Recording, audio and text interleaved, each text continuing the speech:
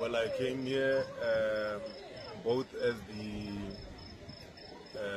executive mayor and the chairperson of the ANC in the region of Peter Mukaba and the executive mayor of the city of Polokwane to visit one of our own, one of the talents that the most talented musician and an entertainer that we have here in Polokwane and in Limpopo as a whole, who was involved in an accident early hours of the morning,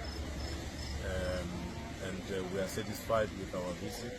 We are here with the brother,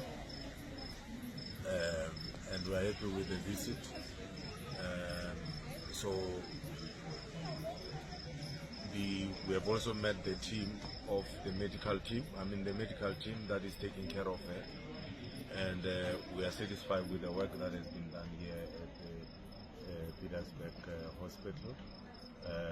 So we will also continue to check with the medical team.